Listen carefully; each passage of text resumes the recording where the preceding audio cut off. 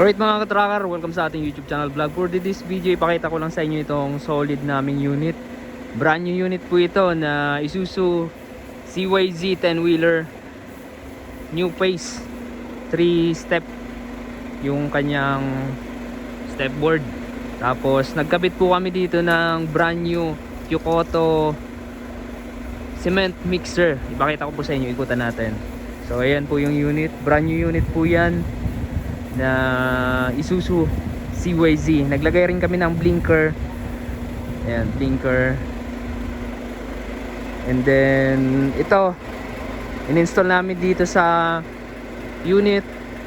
So buo dumating dito sa Pilipinas. Ayan, imported namin. Pero tanggal yung mga accessories niya like running guard, fender, tapos yung nasa likod na daanan ng semento kapag magbubuhos. So tanggal po yan, pati yung mga ladder. So kami na nagkabit. And then naglagay kami ng reinforcement sa chassis, I-bolt, U-bolt, para ma-fix dito sa main chassis. Ayan, toolbox naglagay rin kami. And then nagkabit rin kami ng ayan, propeller para dito sa hydraulic pump. Ayan. And then activation, ginawa rin namin activation ng mixer, electrical lights and accessories. Ayan, nagkabit kami ng mga clearance light, tail light. Ayan, nagposisyon kami ng ayan, tail light. And then yan, so natapos na namin, functional na. So kala namin i-deliver ngayong hapon, pero kinancel ng dealer dahil wala daw parking space or hindi pa may papasok dun sa ano nila, sa company nila itong unit, kaya cancel. So tinapos pa naman namin, pero at least natapos na kami sa unit na to para may magawa na kaming ibang project. Alright, so malaking unit po ito. Sa presyo naman, hindi naman ito budget meal lang like surplus Japan truck. May presyo po itong ganitong unit. So nagka-install po kami ng ganito para malaman nyo rin. Meron din kaming small unit niyan. So yun, ayan, diba, lahat yan functional, diba? Oh.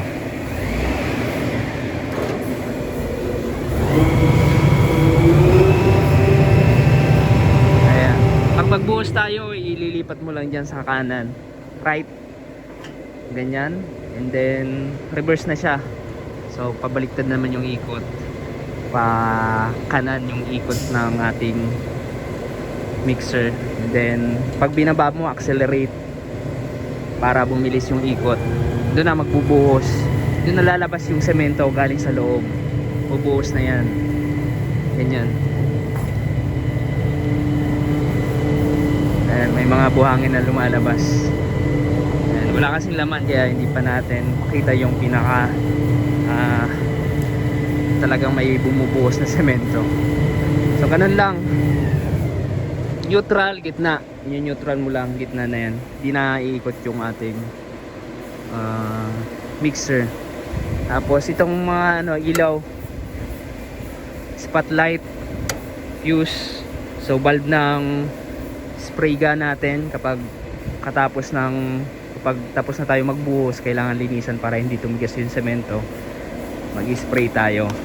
And then meron din to dun sa taas, may paangat dun na ano, na linya ng tubig para bumuhos dun. And then ito yung supply pag magkarga tayo ng tubig. Ayan. And then switch para sa magkaroon ng pressure. So ito yung flashing natin. So ayan, mag-flashing tayo kapag meron, ayan, kailangan nating buksan para may pressure yung pag-spray natin ng tubig, para may lakas. Off. Tapos pag mag-add tayo ng ayan, ng tubig, Ito na. Pag mag-add tayo ng tubig, so mag-suction na yan.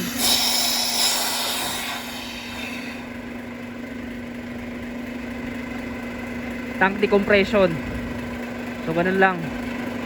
And then off. Ayan. So nandun yung water tank natin sa taas. Okay na.